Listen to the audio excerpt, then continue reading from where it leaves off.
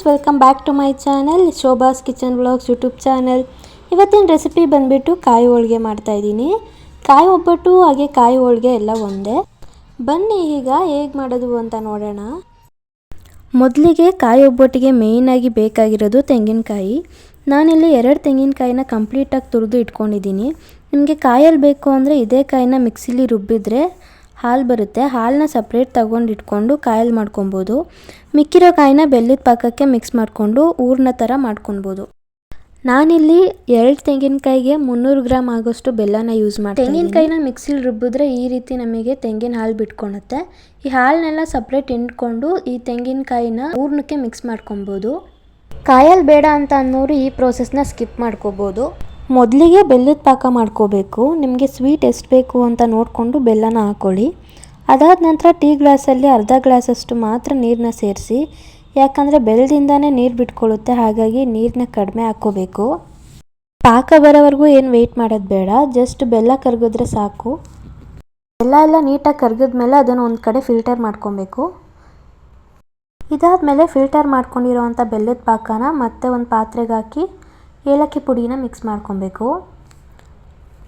ಈಗ ತುರಿದಿಟ್ಕೊಂಡಿರೋ ತೆಂಗಿನ ತುರಿನ ಹಾಕಿ ಮಿಕ್ಸ್ ಮಾಡ್ಕೊಳ್ಳಿ.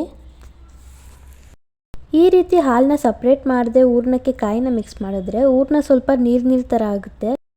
ಹಾಗಾಗಿ ಹಾಲನ್ನ ಸಪ್ರೇಟ್ ಮಾಡಿಕೊಂಡ್ರೆ ಕಾಯಲ್ಲಿ ಮಾಡ್ಕೊಳ್ಳೋಕ್ಕೂ ಯೂಸ್ ಆಗುತ್ತೆ. ನಿಮಗೆ ಕಾಯಲ್ಲಿ ಬೇಡ, ಹಂಗೆ ಡೈರೆಕ್ಟಾಗಿ ಕಾಯಿನ ಹಾಕೋತೀವಿ ಅಂದರೆ ಸ್ವಲ್ಪ ಜಾಸ್ತಿ ಹೊತ್ತು ಫ್ರೈ ಮಾಡಿ. ಆವಾಗ ಕಾಯಲ್ಲಿರೋ ಹಾಲಿನ ಅಂಶ ಕಮ್ಮಿ ಆಗುತ್ತೆ.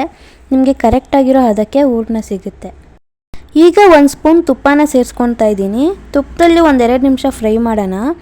ಒಂದು ಸ್ವಲ್ಪ ಕಲರ್ ಬರೋವರೆಗೂ ಫ್ರೈ ಮಾಡ್ಕೋಬೇಕು. ನಿಮಗೆ ಗೊತ್ತಾಗುತ್ತೆ ಕಲರ್ ಚೇಂಜ್ ಆಗಿರೋದು. ಲೈಟ್ ಬ್ರೌನ್ ಕಲರ್ ಥರ ಕಾಣ್ತಿರುತ್ತೆ. ಇವಾಗ ಹೂರ್ಣ ರೆಡಿಯಾಗಿದೆ. ಸ್ಟವ್ ಆಫ್ ಮಾಡಿಕೊಂಡು ಇದನ್ನು ಒಂದು ಸೈಡಲ್ಲಿ ಇಟ್ಕೊಳ್ಳೋಣ. ಈಗ ಕನಕ ಕಲಿಸ್ಕೊಳ್ಳೋದನ್ನ ನೋಡೋಣ.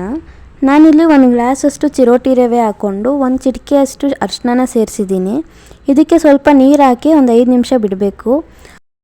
ಒಂದು ಸ್ವಲ್ಪ ಹೊತ್ತು ಈ ಥರ ಬಿಡೋದ್ರಿಂದ ಕನಕ ಸಾಫ್ಟಾಗಿ ಬರುತ್ತೆ. ಈಗ ಇದಕ್ಕೆ 3 ಗ್ಲಾಸ್ ಆಗುವಷ್ಟು ಮೈದಾ ಹಿಟ್ಟನ್ನ ಹಾಕ್ಕೋತಾ ಇದ್ದೀನಿ. ಸ್ವಲ್ಪನೇ ನೀರು ಹಾಕ್ಕೊಳ್ತಾ ಕಲಿಸ್ಕೊತಾ ಬನ್ನಿ. ಲಾಸ್ಟ್ಗೆ 2 ಟೇಬಲ್ ಸ್ಪೂನ್ ಅಷ್ಟು ಎಣ್ಣೆನ ಹಾಕ್ಕೊಂಡು ಈ ರೀತಿ ಕಲಿಸ್ಕೊಳ್ಳಿ. ಇದನ್ನು ಪೂರ್ತಿಯಾಗಿ ಕಲಿಸಿ 2 ಅವರ್ ಬಿಡಬೇಕು. ಅಟ್ಲೀಸ್ಟ್ 1 ಅವರ್ ಆದರೂ ಬಿಟ್ಕೊಂಡು ಒಬ್ಬಟ್ಟನ್ನ ಮಾಡ್ಕೋಬೋದು. ನೀವು ಇದನ್ನು ಹಬ್ಬದಲ್ಲೂ ಮಾಡ್ಕೊಂಡು ತಿನ್ಬೋದು, ಎಲ್ಲ ಹಬ್ಬದಲ್ಲೂ ಮಾಡ್ಕೋಬೋದು. 1 ವಾರದವರೆಗೂ ಇಟ್ಕೊಂಡು ತಿನ್ಬೋದು, ಏನೂ ಹಾಳಾಗಲ್ಲ.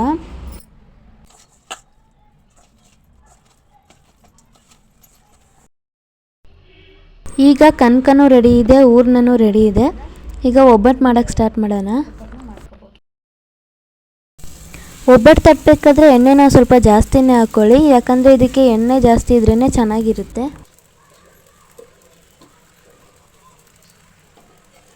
ನಾವು ಬೆಲ್ಲ ಯೂಸ್ ಮಾಡಿರೋದ್ರಿಂದ ಸೀದೋಗೋ ಚಾನ್ಸಸ್ ಜಾಸ್ತಿ ಇರುತ್ತೆ. ಆದಷ್ಟು ಕಡಿಮೆ ಉರಿಲಿ ಇಟ್ಕೊಂಡು ಬೇಯಿಸ್ಕೊಳ್ಳಿ.